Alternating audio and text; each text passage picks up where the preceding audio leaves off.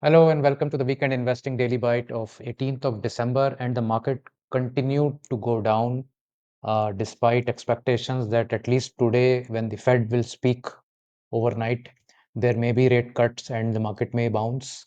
But market is not giving any attention to that narrative of interest rates getting cut, and rather this FPI bar on derivatives positions. This is what is ruling the mind of the market, or rather the FPIs, and that is causing more and more selling in the markets from the FPIs. The domestic investors are still not selling, but the FPIs are continuously selling, and a big sell came yesterday. Almost nearly $0.8 billion was sold yesterday itself. So we'll talk about this circular more in the video. Do read the disclaimer and subscribe to the channel if you haven't so far. So the markets are now 3 days back to back, giving up this entire gain that we got from that Thursday afternoon U-turn in the market. All the strength that was seemingly there in the market has vanished in 3 days, and we now look like we are headed downwards. Uh, this is, uh, I would think, this is more to do with uh, just the liquidity of the selling that is going on. And at some point of time, the buying will not be able to support so much selling. And maybe the last 3 days have been such. Also, the selling has not yet stopped in terms of the timing in the calendar month. So usually the last 2 weeks in December are very thinly traded from foreign investors, but this time, till yesterday, at least till 17th of December, they were fully involved and selling towards the end of this year. As you all know, most foreign investors have a January to December financial year, so that may also be some reason. If somebody really has to get out of India or reduce their positions in India, they will be doing it right now. So we had this run up from 23,300 to 24,900 roughly. I think some of it is already gone. Almost 650, 700 points are gone from this recent top, and some more may go in coming times. But if we are able to consolidate and find some new bottom, either near this 23,900 or somewhere in this region, I think that is also not such a bad outcome of the current situation, where the numbers are not looking good in terms of the past 3 months, and the market is getting psyched into this thinking that we need to rest. When everything around the narration starts to become a bit pessimistic, then even the most optimistic investors take a step back and say that, okay, let's wait and watch, and then let's resume buying at some point of time. So maybe uh, this last 2 weeks of December may not be so exciting, perhaps. Nifty is down 0.56% for the day. We are basically where we were in July. So the 6 months that has gone by, at least on a Nifty basis, there has been no net gain or loss, which is fine. I mean, these kind of periods will come from time to time, where 6 months, 1 year, sometimes 2 to 3 years also there will be no gains. But the more the period of no gains is there, the better is the sort of gains that come after that period. And that has been the experience of the last 20, 30 years, that if we are able to consolidate for 6 months, 1 year, 2 years, you will find that the next 3 years will have better returns. That is the sort of the lumpiness of the returns as they come. Anyhow, so a disappointment to some extent that this rally has sort of fizzled out here, and now only above 24,900 can this really resume if we have to. Uh, but let's see how this goes ahead. Nifty Next 50 also losing 1.3%, much higher than Nifty. So there was a collapse in the Nifty Next 50 stocks as well.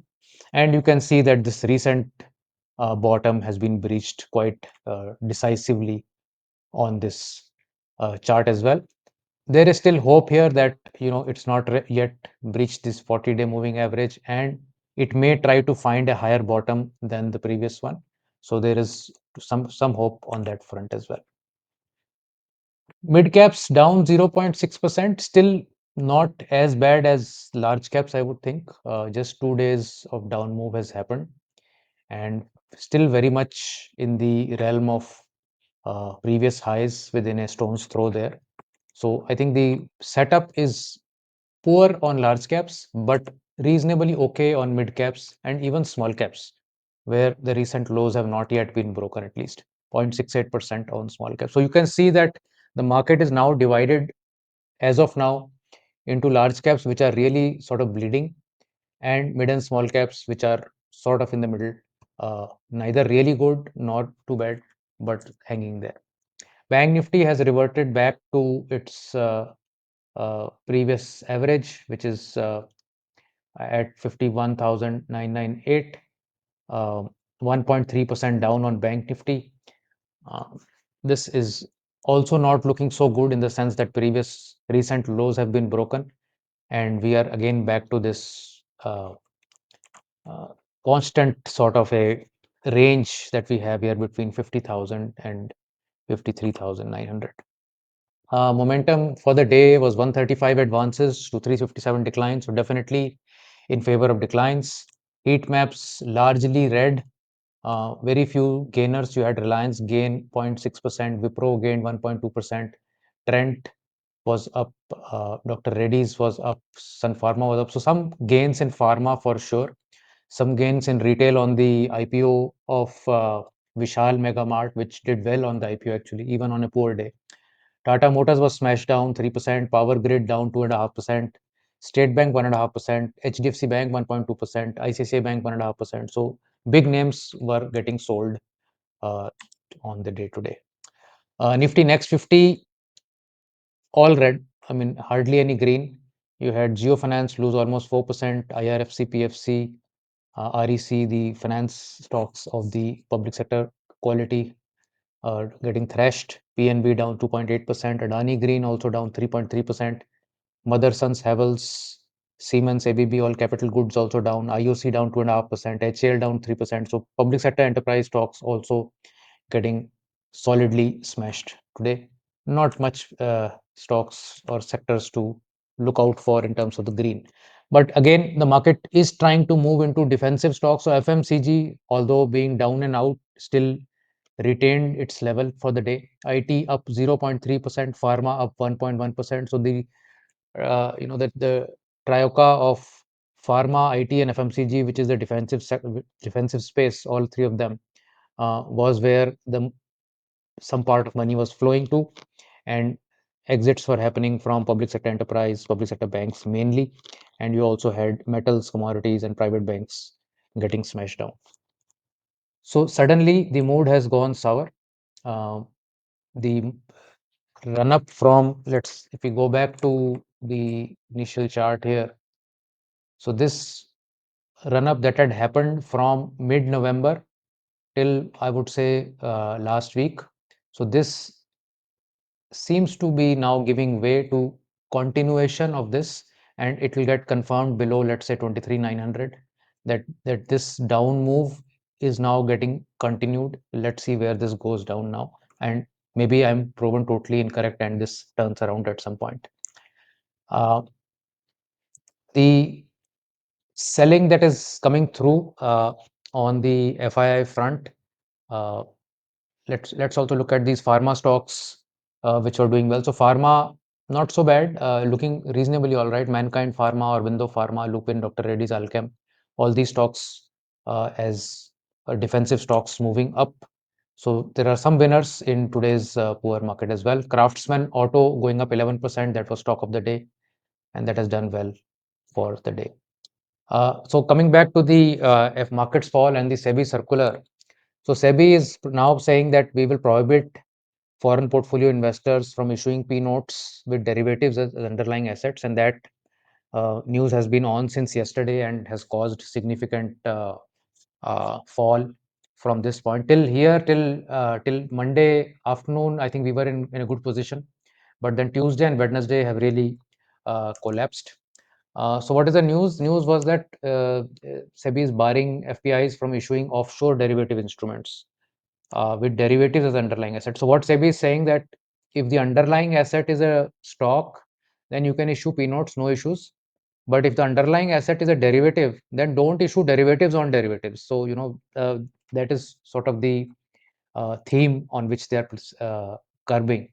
And also, the mention is that the overseas funds are prohibited from hedging uh, the offshore derivative instruments with derivative positions on stock exchange. So, what is also possibly happening is that foreigners are issuing uh, uh, the overseas offshore derivative instruments, but they're also hedging the same on the markets here. So that is some sort of a concern by SEBI. um, these are the definitions of what is FPI and what is ODI and what is P notes if you are interested. But the basic idea being that SEBI doesn't want unknown entities to be playing the India market. So earlier also SEBI had curbed the P notes by saying that we need to know who is the entities behind the P notes that are being issued to, and that caused a huge outflow from P notes, and P notes were reduced to about 2% of FPI exposure. And now it has come to light that there are instruments being issued which are basis the underlying basis for which is derivatives instrument, and the further derivatives are being issued based on that. So the immediate action is that no new issuance of these P notes will happen with derivatives, and those that have been outstanding will be redeemed in 1 year. And basically, a complete ban on trying to do this P notes with derivatives business. Uh, the underlying thesis again being that the ownership disclosure is not there, and uh, misuse of how this uh, vehicle can be used by some entities has to be curbed. As you know, SEBI is very strong about the KYC norms. Even for all other market intermediaries, KYC is a very ongoing concern, and this is actually it derived from the PMLA Act, which is the Prevention of Money Laundering Act, which is imposed on all market intermediaries. So there is concern that there may be round tripping. So essentially, people taking their money out of India and then coming in as foreign investors in some garb. That is something also which has been happening, and that is also a concern from SEBI. Of course, to the normal investor here, the regular investor, all this doesn't matter. But to the extent that it disturbs the normal behavior of the market, it disturbs uh, the confidence in the market. So suddenly now, with the regulator coming out and putting these bans, has shaken the confidence of the market in the very short term. And this amount of issuance is some people are estimating to be 3,000 crores, which is not such a huge amount, so that the market cap of the entire market should have come down by this. But because it is mostly sentiment driven, and people need a reason for cutting positions, so maybe XYZ reason may be there, and that causes some pressure in selling. That causes further pressure because prices are coming down, margins get hit. So it kind of snowballs on itself, regardless of what that uh, material matter is. Sometimes it doesn't matter what the news is. The market is ripe for coming down, and any news of any kind will trigger that. And that seems to be the case here, where on a subjective basis, the amounts that we are talking about, let's say 3,000 crores or somewhere, is was not large enough to trigger this kind of fall, but then it has. Um, so the market impact, of course, which SEBI wants, is to increase transparency and accountability in the derivative segment. It wants to prevent misuse. So all that is really good, and ensuring that investments are backed by real stocks and not derivatives on derivatives kind of things.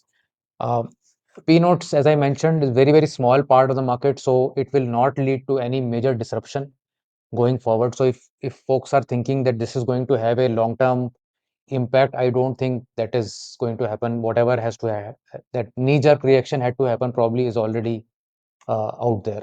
So a lot of pros and cons are there. So reduced market volatility could be a pro by not having external entities having exposure to this market through derivatives on derivatives, and that can really cause a lot of volatility when they will change their positions. So, but on the other hand, it reduces liquidity in the market. So if FPIs may hesitate to participate in the market or hedge their instruments, that may reduce some liquidity. It definitely increases transparency, because you are now transparent to the regulator as to who is that entity who is backing the P notes or the ODIs. And additional compliance may cause some investors to just go away, say we don't want to invest in India, we'll invest somewhere else.